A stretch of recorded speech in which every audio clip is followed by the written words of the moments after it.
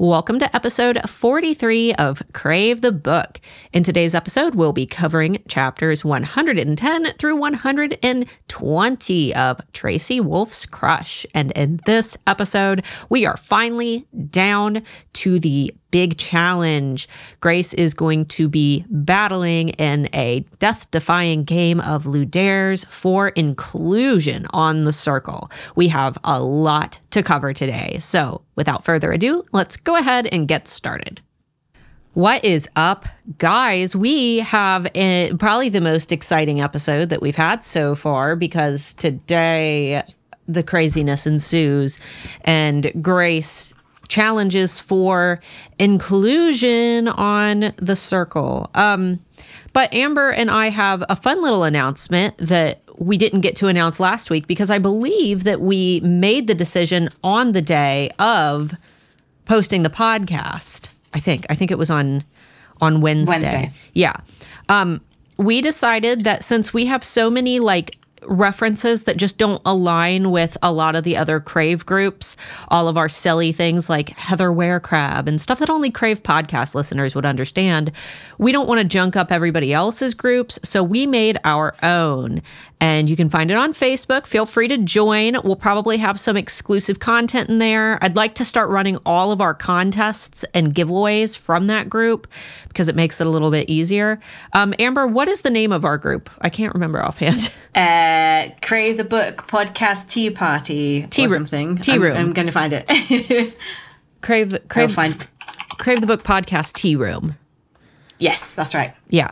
So just go to Facebook, type in Crave the Book Podcast, and you should find it right away. But if not, Crave the Book Podcast Tea Room, request to join. And that is adminned by me, Amber, and Phoenix, who you might know from the Crave community because she is a raving Crave fan. So she's probably listening to this right now. But I think it'll be a fun place to hang out. So feel free to chat about anything Crave related in that group. But are we ready to get started? Do you want to give them their spoiler alert, since I know that you've got... Do you want to say which chapters we read? Oh, yeah. We're going to be doing... Because it was a doozy.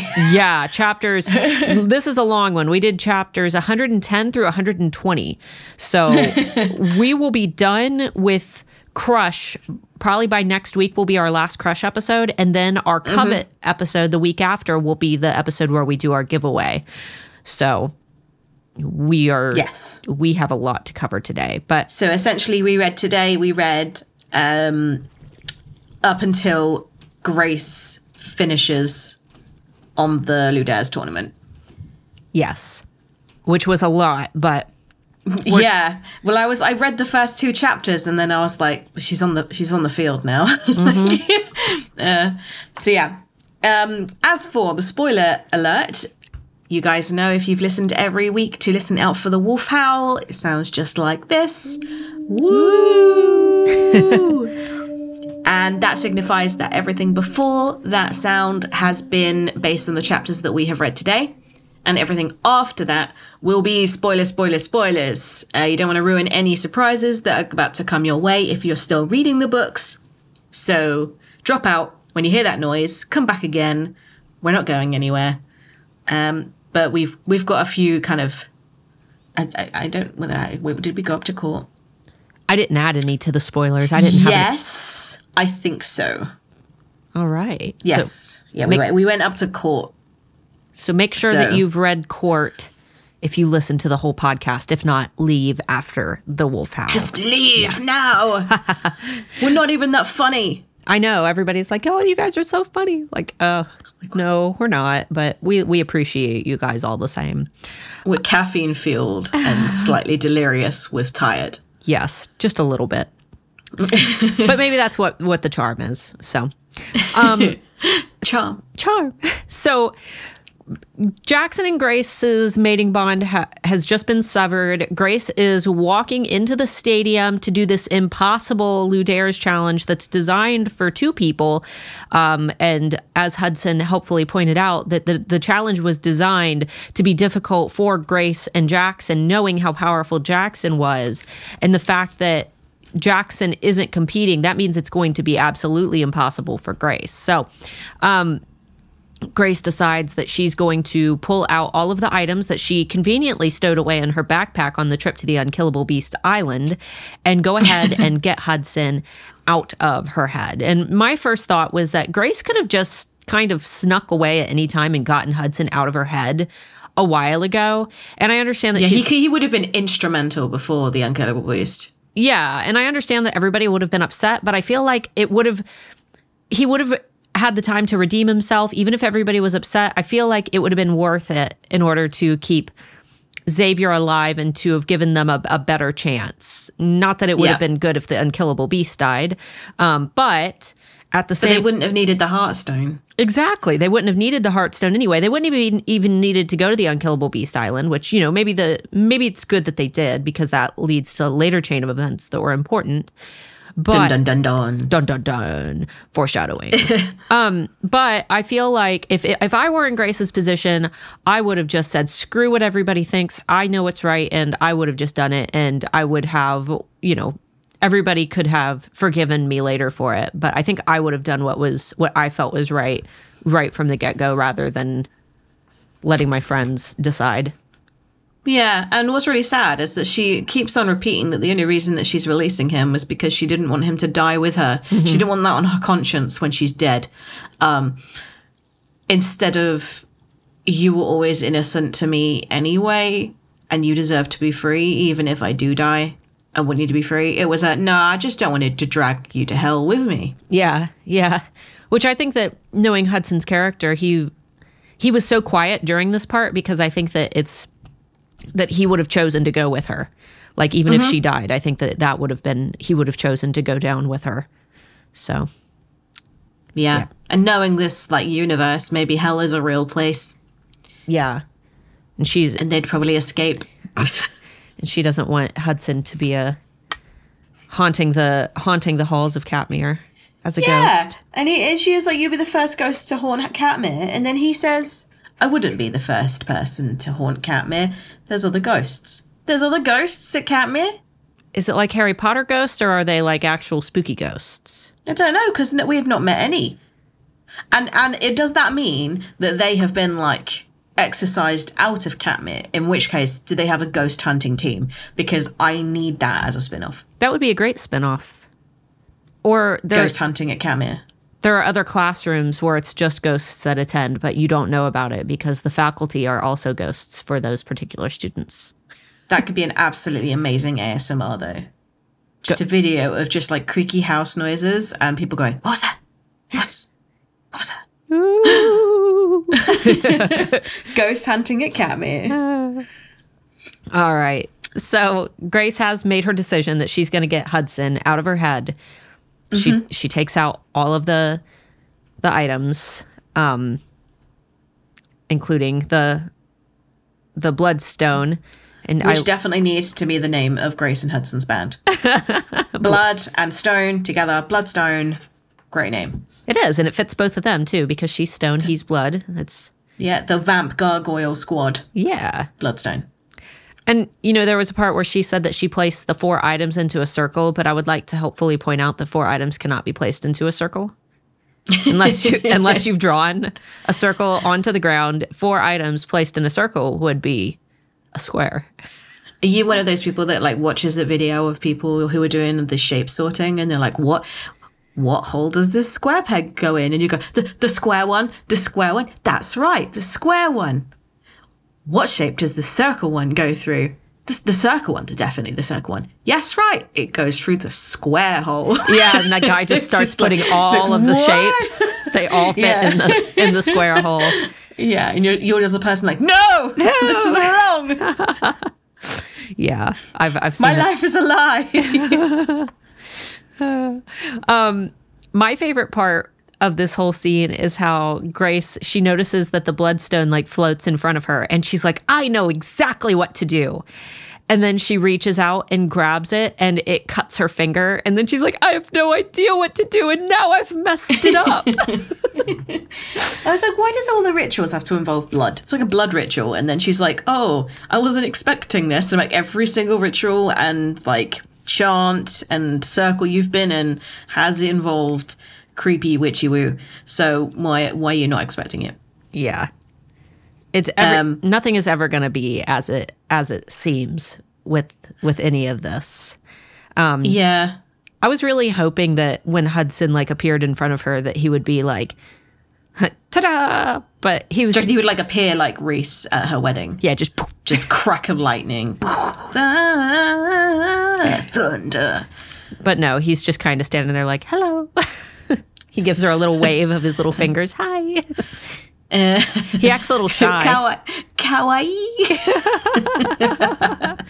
He's just kind of he I think he knows that like things are about to go bad, so he doesn't want to be his usual snarky self. Yeah. And then he also kind of owes it to her that he's now free, and it was all down to her. Yeah. Like the others weren't even part of it. But yeah, and then he goes, oh, and yeah, by the way, I stashed my powers inside your brain. Okay. So what? And not even like, yeah, there's like a password to unlock it, or that you just have access to them forever. It's, I've stored them in your mother's smile. Yeah. Here's the thing. I would like to point out that memories, you don't actually have memories. You only have memory of the last time you thought about a memory, which is why memories get warped over time and why some people can be convinced of what is essentially a lie. Because if you recall something and it changes just ever so slightly every time you recall it, then by the time, you know, you've thought of this memory like 100 times, it could be completely different than what actually happened. So what if Grace doesn't quite remember that? And dies. Just so. Her mum didn't smile. No. At any point. She was really mad the whole time. Grace just assumed that she was smiling because she was a kid. Yep.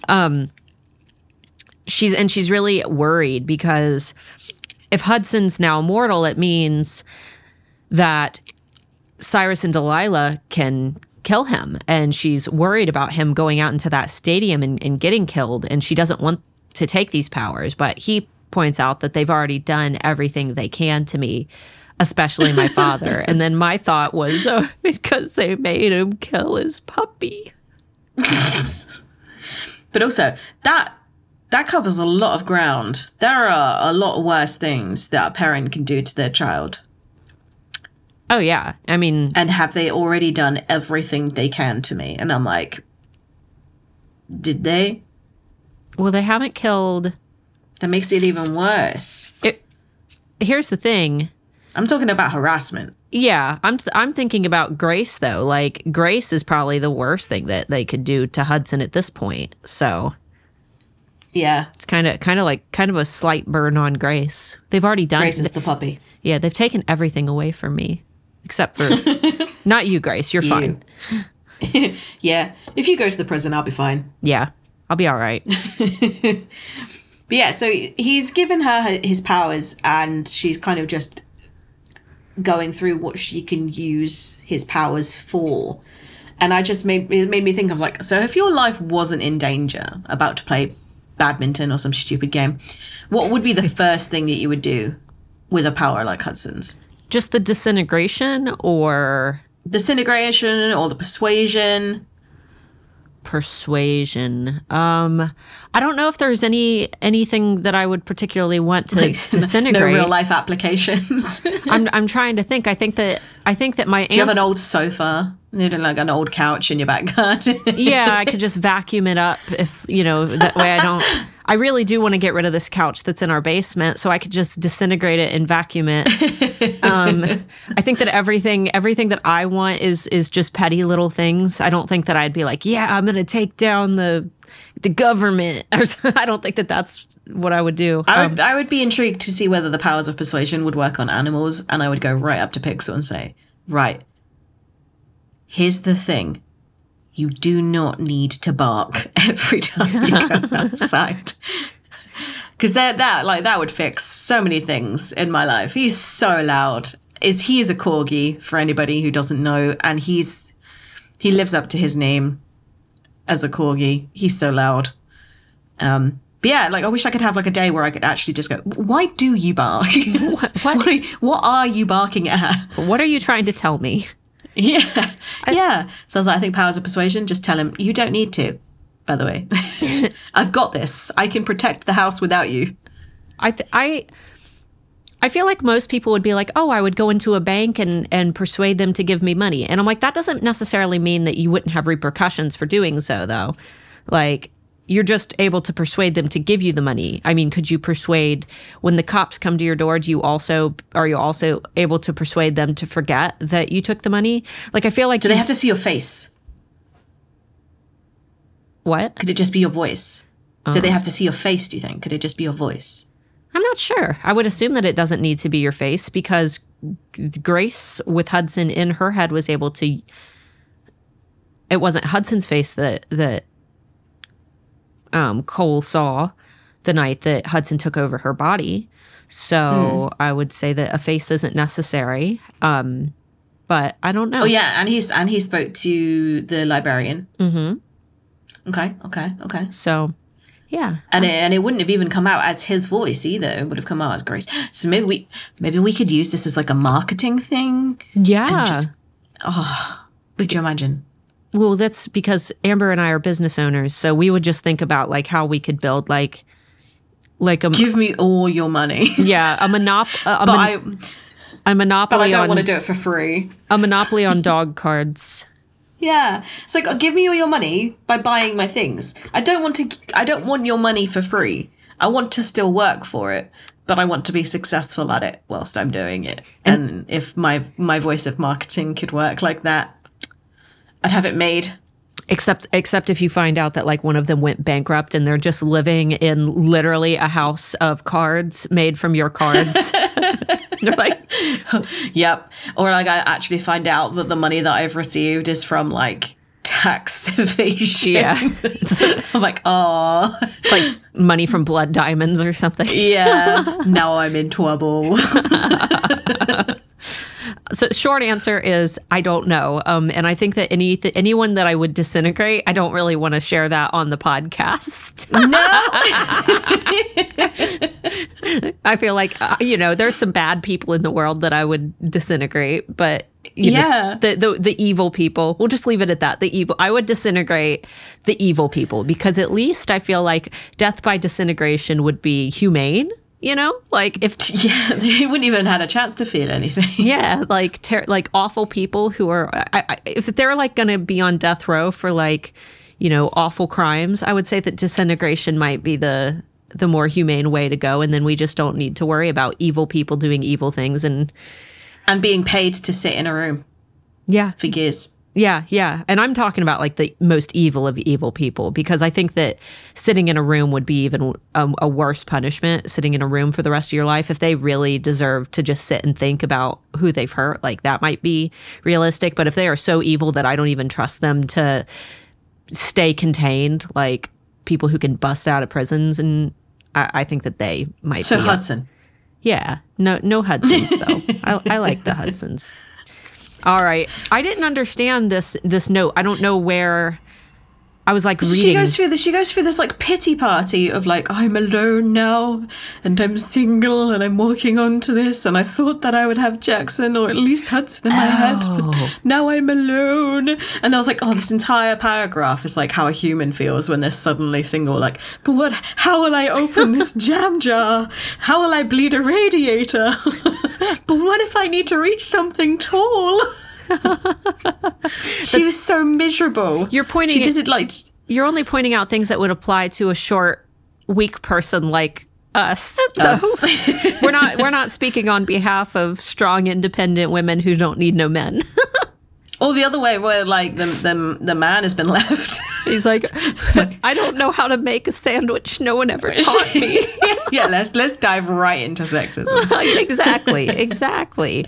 No, I think that everybody has those moments of pity parties, and I definitely feel like getting broken up with is when you feel it the worst. And then years later, you can think back on those moments.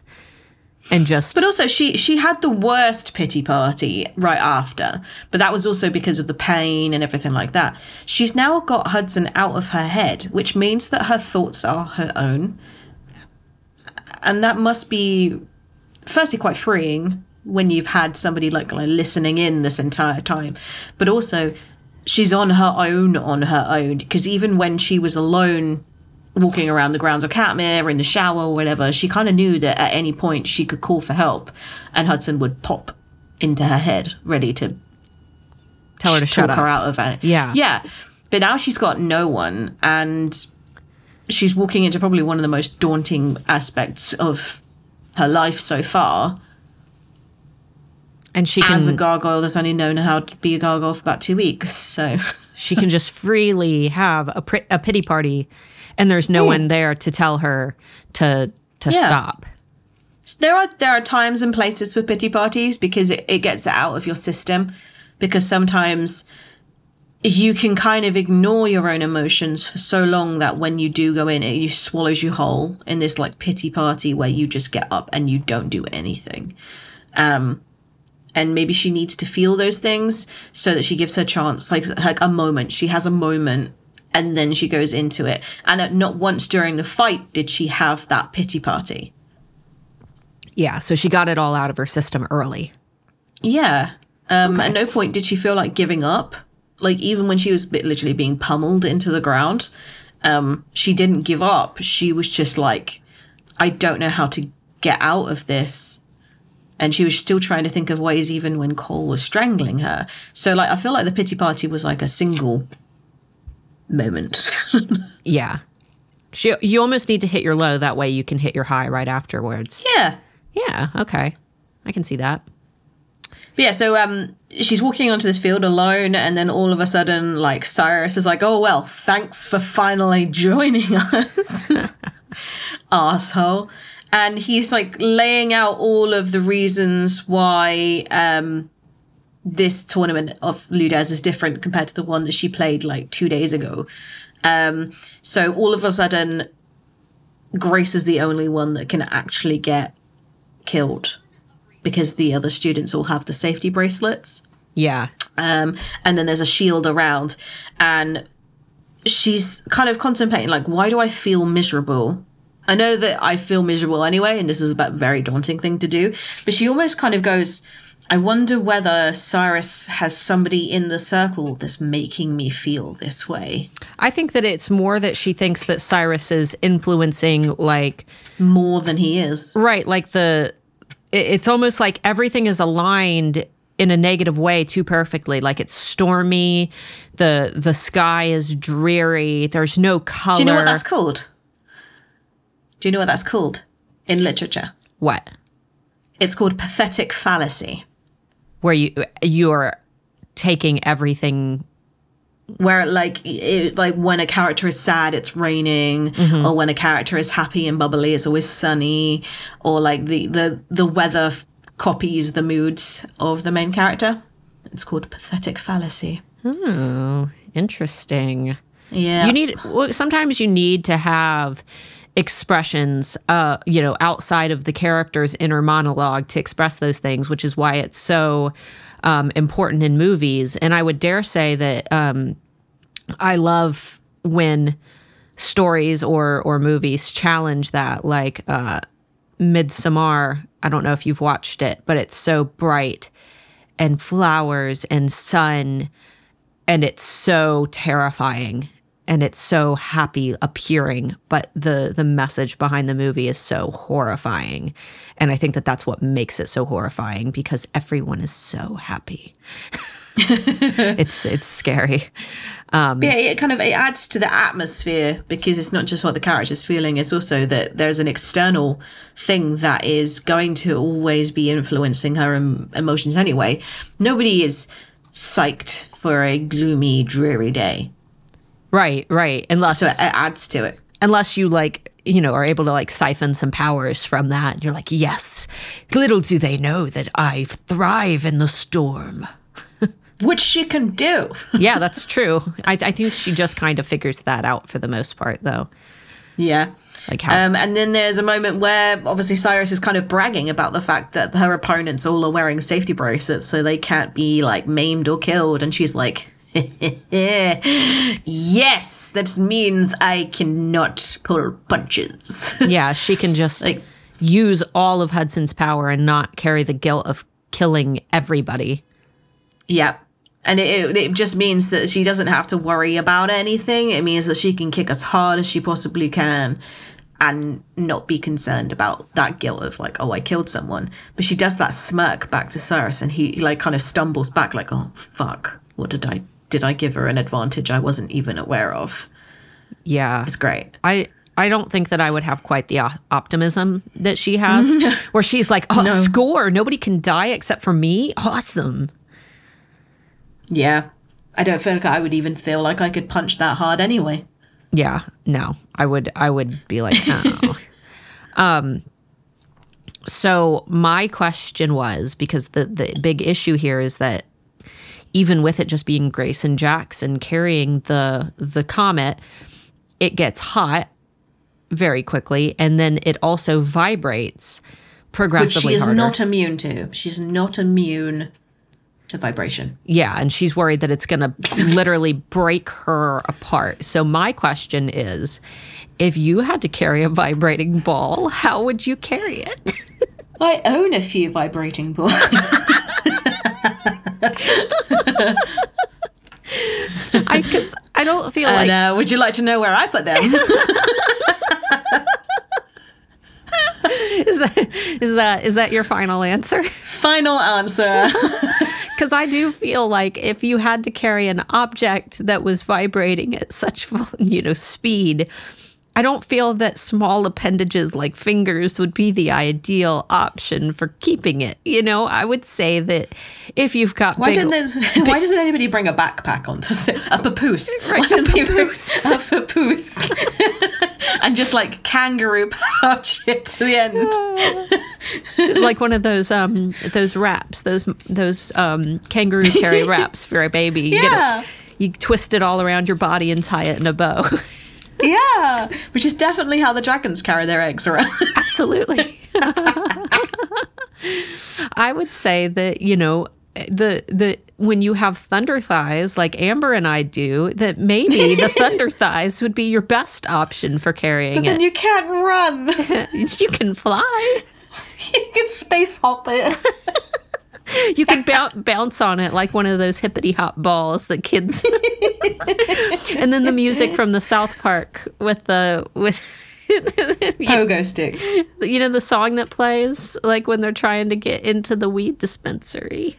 That song plays. Oh, God. You're making me cry. I know. I'm sorry. I love the scene when she goes through the portal and she realizes that the portal opens up in the stadium, and then she realizes that there's a dragon coming in right behind them, or right behind her. And my favorite part is how at the beginning of this, Cyrus is like, the audience will be totally safe.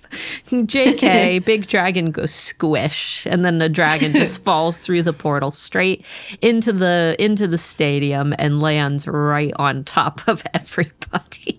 I don't even know why he added that shield. Like, I think that was for the people outside, but that also meant that Grace could go back through the shield. Yeah, like that could have been. Why didn't Hudson and Jackson and everybody fade to her, go zap, do you've got some magic-y things now? Yeah, like that would have been a perfect opportunity. It's like the stars aligned. She was outside of that force field.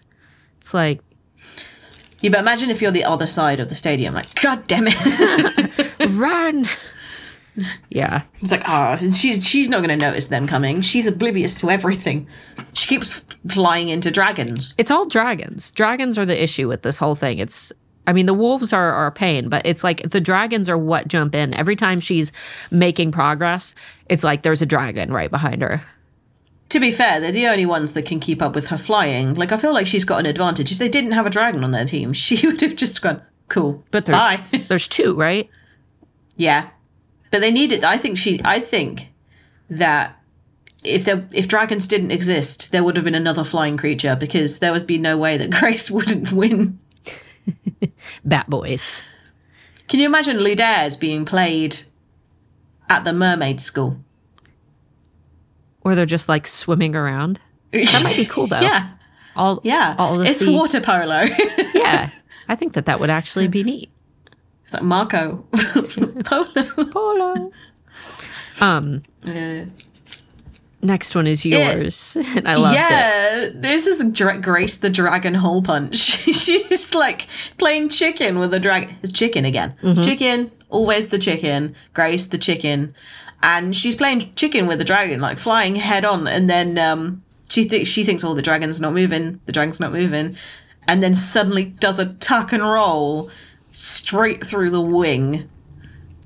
And I just imagined this like perfect hole punch through the wing. It's just like a Grace-sized hole. And this dragon just falls and goes bloop, because obviously she's been really hurt.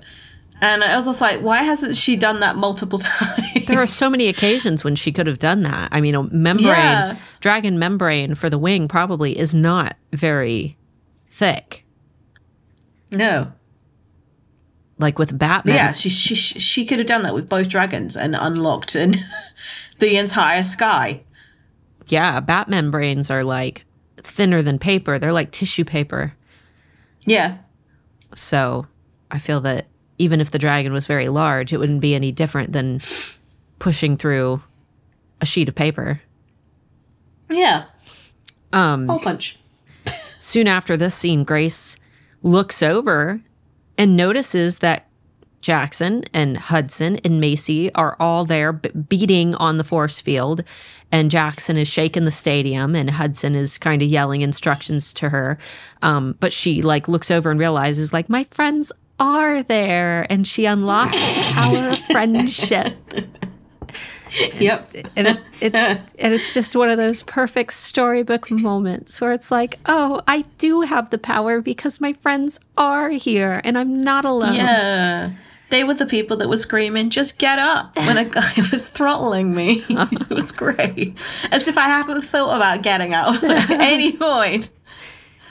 Yeah. Like, imagine if, like, everybody was like, get up, Grace, get up. And Hudson's like, go for the dick. Like, she would have reached to, like, solution much faster. But she doesn't. She's just sitting there going, and then it's like, just stand up. You're fine. Just get up. She's like, oh, yeah. I can stand up. Yeah, imagine being kneed in the balls by Stone. Yeah, she got maybe Cole, right? Maybe she accidentally like castrated him. It was Cole, right? That she. Yep.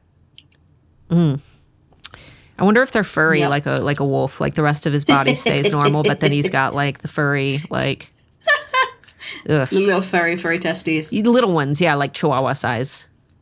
Yeah. Yeah. No, I think like cat ones, because dog ones look like plums. Yeah, like there's no fur on them. No, you're right. They're only moderately hairy, but like a little fuzzy. Trouble puffs. That's what we call them, trouble puffs. Get them right in the trouble puffs. Oh, what are we even talking about? Cat balls, apparently. Next note is yours, though, so you can end this conversation anytime. During this episode should be called "Kicked Him Right in the Trouble Puffs." I'm gonna put it in the episode title. So my next note was Grace the water spout, because suddenly she decides, I am a gargoyle and can just zap all the water into herself and just kind of creates this like whirlpool. And I'm like, why is she trying to just make them get a little bit soggy? Why, if she could control water, why isn't she just drowning them until they poof out of the stadium? Like, systematically, one by one. Yeah. That's how I would win. Because she keeps on trying to fight them instead of like hurting them so much or risking their life so much that they then get taken out of the game. But imagine if she did that enough times that the people that she was left with were just like the witches who can't do anything to her. Yeah, they're essentially useless. Yeah, until they went, hold on a minute.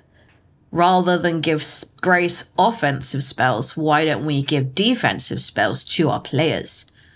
They could be, and all of a sudden, the witches turned into bards. I was going to say they could take that,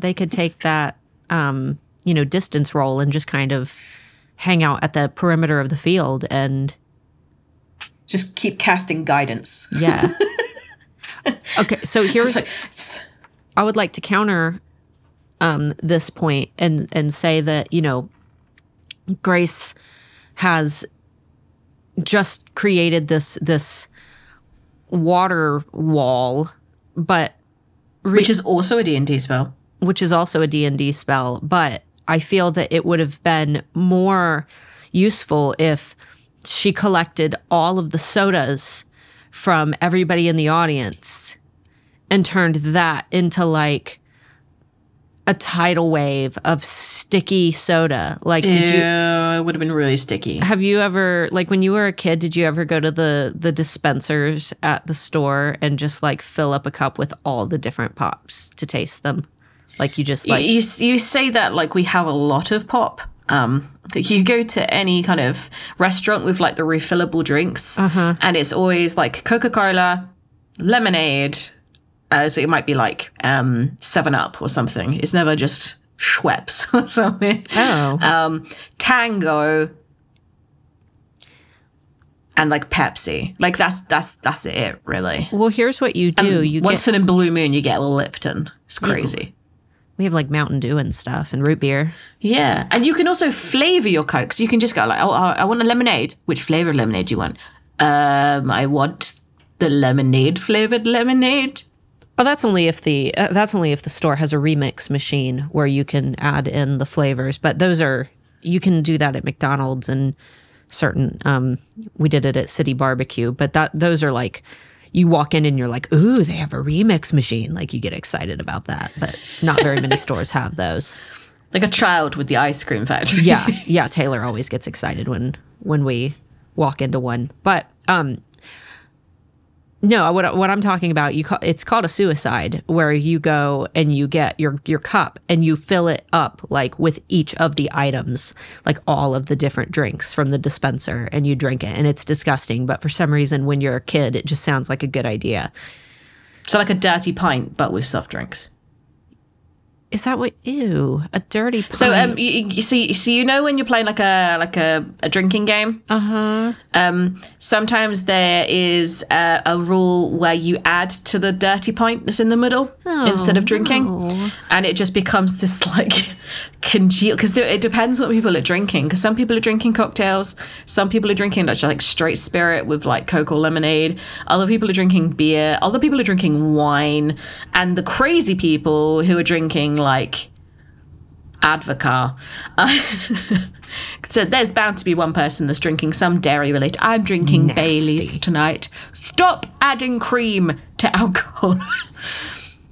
Because it curdles the dirty pint so bad. I thankfully never had to drink it, but that's what we call the pint of nasty. I don't like it. And hopefully nobody in the audience is drinking Baileys while they watch this absolute shit show. Which I would like to also point out that Finn, for being the loving uncle and the dignified headmaster of this prestigious academy, he has not said a damn word. No, he's just kind of letting it all happen. Yeah, he's not done anything to try to stop everything that's going on. And I put in hashtag not Dumbledore. Like, he's just sitting there. He's not even he's not even trying to stop the obvious rules that are not being followed. I don't know. Yeah, I feel like he's kind of taken a very apathetic approach to being a headmaster this entire time. Like, even when we had the students where they literally tried to kill each other, he was just like, just don't do it again, guys, okay? Yeah, like, just settle down. Everybody just calm down, okay? Don't be naughty. Don't be naughty. Don't be naughty. Grace ends up getting her wing broken, which I'll be honest, I didn't... I was like, this is it for her. And then she just like transforms human and then transforms back and she's fine. Again, D&D. Yeah, I was going to say like what I was more imagining like somebody coming out with like one of those like little like spackling like Yeah. patching her up with some concrete, just like painting it onto the wing, like blowing on it. Polyfiller. Blowing on it to make it dry quicker. It's okay. I've mod rocked it. Just so if somebody comes out with a paper mache, just sticking a bit of PVA on some newspaper strips. Just, it's okay. You're fixed now. You're fixed. You'll be fine. When it goes clear, you'll know you're wrong. And then she's forever got the Daily Times just across her shoulder. What if it's an embarrassing article too? Local Like, strip club gets hit for prostitution. It was like, we have the page 3 from the Sun. If you're a page 3 girl, you know that you've made it in life. It's the page 3 girl from the Sun just across your shoulder. So we couldn't be picky. You were dying. I was not dying. All I needed to do was turn to human again. Nope, you were dying. You will forever wear this badge of honor. Mm-hmm. So Grace is pretty much screwed at this point. She's getting pummeled. Yeah, she hits the ground like right before she crosses the finish line, and they like lock her to the ground with the comet vibrating underneath her body where it's going to kill her. And then Cole grabs a goalpost and like is planning to just finish her off. And she's like, okay, this is it. I'm dead. Yep. And but then she thinks like, oh, my knees hurt. My knees. Starts coming into a flashback. Like, I remember my knees hurting long, long ago when I fell off of my bicycle when I was a child. And then I think back to my mother. My mother's smile. Wow. And then suddenly it's just like, bzzz, and she feels Hudson's power. Like she unlocks it. And then she realizes that if Hudson had truly wanted to kill everybody and commit this mass genocide, like everyone said that he would and wanted to do, he could have done it without even thinking. But instead, he used his power of persuasion, which in comparison is significantly less effective. But this ultimately proves that everything that Hudson has been saying to her all along has been true. He does not actually have malicious intent, and he was only going the extent that he did in order to try to stop his father. Yeah, it's just the way that she's like, I am barely skimming the surface of it as well, and it's already so much power that I don't know what to do with it. I'm interested to know what she would make of her own magic once she gives it back, because she doesn't really describe the sensation of losing that power. Does she feel minuscule in comparison? Yeah. Does she go like, I'm pathetic? like driving like a Tesla, and then all of a sudden you get back into your like Ford Mondeo and you're like, oh, this is poopy. Like, oh, doesn't even have a sports mode. You spend the weekend at your friend's mansion, and then you like go back to your like shithole. Yeah, your little apartment, and you're just like, oh. It's got laundry. It's got laundry.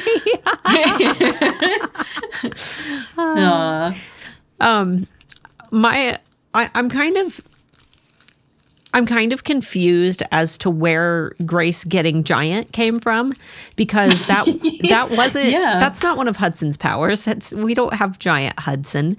But every time that someone threw a spell at her or any magic, it's like the magic itself is, she almost absorbed it and got bigger and bigger. Well, that's what the unkillable beast happened to him. Every time he got hurt, he got bigger and bigger and bigger. Oh, okay. So that was kind of her power mixed with Hudson's power then. Yeah. Or it was a power that she had all along. She just never needed it because she was never that hurt. Mm-hmm. But I think, spoilers, she never uses it again. Yeah, if that's the case, there are so many other occasions where she could have used it. There's so many other applications for this. Why has she not done it? Right. Yeah. I wonder whether Hudson can get bigger the more you hurt him. I don't know. I think that he's already been hurt so much.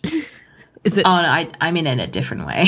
Oh, see, but that would be a pain, because if you were trying to dom on Hudson and you were hitting him, he would just break out of his binds, and you would What a shame. What a shame. and then he would quickly overpower you. Oh no. Switch. Yeah. So Grace obviously wins. And my favorite part is that not only does she cross the finish line, she switches back into a human to cross the finish line as a human to kind of, it was a very like spit in the face of everybody moment where, and in the crowd who has been like very spiteful towards her based on kind of the rhetoric that Cyrus has put in their heads, they're suddenly cheering. And I think it's because they do realize at this moment, like how rigged this game was against her and how against all odds she was still able to win a challenge that she was not supposed to win. She was supposed to die. Yeah. I am wondering just how much she could have done on her own, because the only thing that she did do with Hudson's power initially was to dissolve the vines. Yeah. The last part was the only time when she really used his power, but she almost made it on her own. Yeah. Which is it's good though, because if she would have 100% relied on Hudson's power, then it would have just proven to Jackson that she really has been just as helpless as he's made her out to be. Yeah, but also I feel like she probably would have passed out because, well, she did. I think she did pass out at the end. But Hudson told her, like, he warned her that using his power more than like the one time where she desperately needs to would wipe her out, because she doesn't have the power of self-healing like a vampire does. And it just made me wonder that if she needed his power any more than she did, would she have been even worse off on the end? Just completely just passing out before she'd even reached the goalposts because she'd used too much. She just faints at the finish line, like 1 inch away from it. It's like her hand's just like an inch away. How disappointing would that be? I was convinced when they had her on the ground in my first read through. I was like, this is it. She's lost. She's gonna die. And then she's gonna come back as a Gar Phoenix. A Gar Phoenix. Right, so should we move into spoilers? Or do you have any more notes? No, you had one more. Oh, yes. So once she gets over the finish line, she sarcastically offers the comet that she's been holding for like a full 10 minutes to Cyrus, who just goes like, no, thank you. No, thank you. And she drops it on the floor. And Nuri, Flint's mum, the dragon queen, bows to her in respect. Because up until this point, she's the only one who has been able to hold the comet that long. Yeah, I thought that was just a really cool moment where Grace was kind of respected. Yeah, that's the first time that she has been respected by anyone in the circle. Yeah, more than just like, cool, you challenged for inclusion, interesting. There's like no, actually you had power behind it. It wasn't just a shit Hail Mary, get out of jail free card kind of thing. Right. It was you actually deserve to be on the circle because you won. Yeah. And I think that I'm assuming that Nuri thought like, okay, she is going to be like, I think that Nuri was accepting that she was going to be on the circle at that point. Yeah. So, all right. Spoilers. Are you ready? So you're the only one with spoilers, though. So yes. So I have 3/4. Okay. So the first one was when Hudson said that he wouldn't be the first ghost at Katmere, and then he said, "And besides, ghosts don't work that way." And she says, "What do you mean by that?" And he was like, "Well, I was dead. Well, sort of." And he wouldn't elaborate on it when she asked, what do you mean, sort of? And it made me think of when he's talking in court about how he had just poofed himself. And I was like, this is the first time he mentions that he wasn't actually dead. Yeah, he was just kind of in limbo, which leads me to wonder, because the charm, we get at the end of court, we find out about... what's going on with Makai and him having, Shadowbug bite. And there's a mention in Cherish of them going to some shadow realm in order to cure Makai. And then we also get a little preview of Charm where Tracy has mentioned that they were in the shadow realm, which is ultimately like when they were trapped in Grace's gargoyle, that was the shadow realm. So is that just a place is the shadow realm where you go to wait in limbo? Like, is it that you're not dead, but you're just kind of... Maybe. I just thought that it was interesting that he was willing to talk about it before Covert happened and Court happened. He'd never really mentioned it. Yeah. I noticed that too. I noticed that when I read it, It's the little things, the little like slide little comments that he sneaks in that you're just like, wait, did that mean what I thought it meant? Or was it just well, I was dead, but then I came back, so was I really dead? Yeah. Because that's how I read it the first time, but now I'm like, a clue. Yeah. And then my second spoiler note was there is a bit when Grace has got Hudson out of her head, and then she says that not only does she feel this wrenching, but it's not a wrenching like she had when she lost Jackson's mating bond, but it was like something sliding finally back into place. And I was like, wait, was that their mating bond coming in? Or was that just her saying that her mind belonged to her again? Maybe a little bit of both, because I feel like she also looks at him with new eyes. When he's in front of her, like she's immediately attracted to his scent. And yeah, she's just the mating bond. She's just the mating bond. Yeah, she's really seeing him differently in this moment. Yeah. I really thought my first read through, I'm like, they're gonna kiss. Kiss. And then they don't. Yeah. And then my sort of third part of that was that if he was her mate already and he would know that, why didn't he go into the Ludez tournament with her?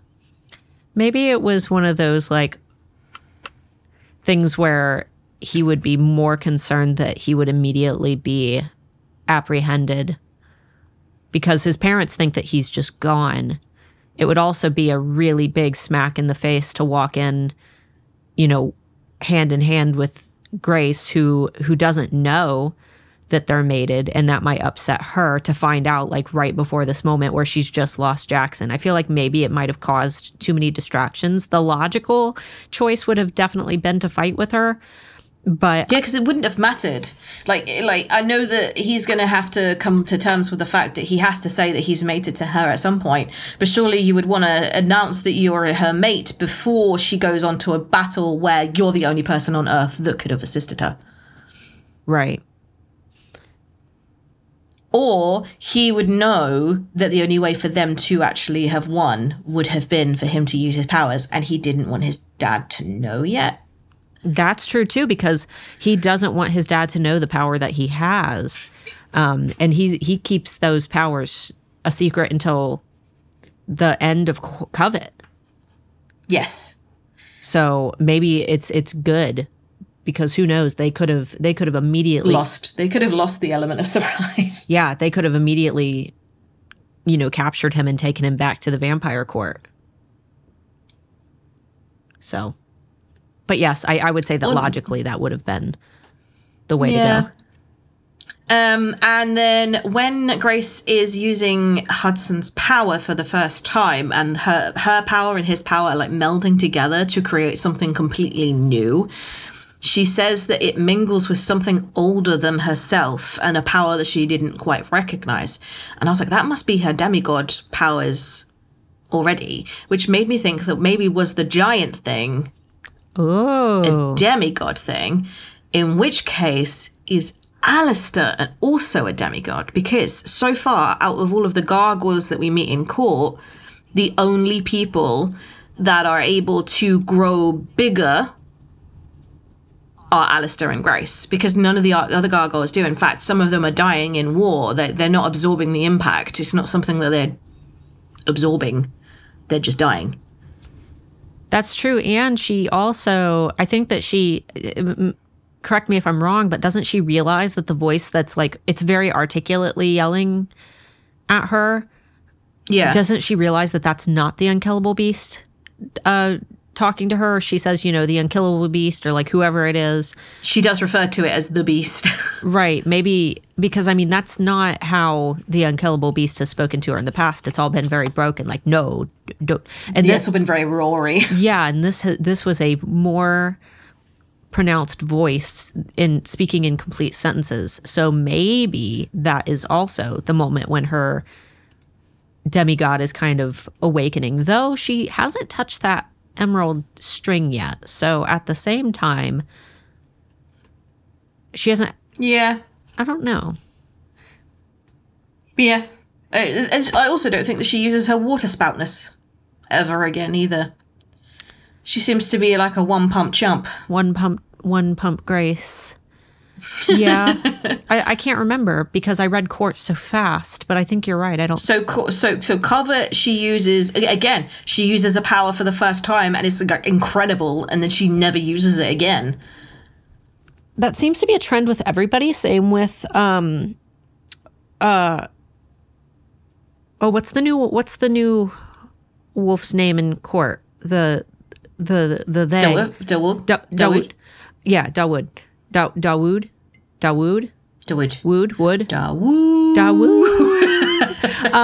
Dawood has an awesome power or ability to use a slingshot and I absolutely loved that scene. And then we never he only used it in training, and then he never used it actually in combat. Yeah. I mean, they never used it. Yeah. I feel like everybody has this amazing power, and then they never use it again. Never use it again. Because that was my favorite scene in all of Court. Believe it or not, of all of the great scenes that were in Court, my favorite scene was Dawood in the gargoyle court little battle scene fighting with the slingshot. That was just such a cool scene, just proving everybody wrong, because I always... it's always like the no pun intended, but the underdog character, the character that everybody's like, oh, you're too little, and you're the little brainiac character ends up being the one that is super. It's like, physics, guys. Physics. I win. I loved it. All right. Well, I think that is it for this episode. Guys, we've got one more episode for Crush. We've got episode 44, where we're going to be finishing Crush and probably covering some of the bonus chapters. And then episode 45, we should be starting Covet. Yay! It's my favorite. Yes, I'm very excited. I thought that Crush was my favorite, and I think that when I read it, it was my favorite to read for the first time. But for the reread, I am most excited to reread Covet. No, so Covet is like they going to places. They actually like leaving Katmere and not just going to an island where they kind of come home like, oh, that was a really bad idea. It's not internal problems. Like at Katmere, everything is all like drama-related problems within their circle, whereas these problems that they're about to face are world problems. It's expanding outward, and I like that. Yeah. So very exciting. So guys, expect episode 45, not this upcoming week, but next week will be our giveaway that we're going to be hosting. So make sure that you keep an eye out for that. Feel free to invite some friends over to our brand new Crave the Book Podcast Tea Room group on Facebook. That is admin by me and Amber and Phoenix. So go in there, start talking about the podcast, about Crave in general. You can also talk about other books, but we're going to try to keep that to a minimum because there's plenty of other groups out there to, chat about books. But we'll try to keep it mostly Crave related and have fun that we made the group for you guys to talk. So, yeah. All right, Amber. I guess this is it. We'll talk to you guys next week. Bye-bye.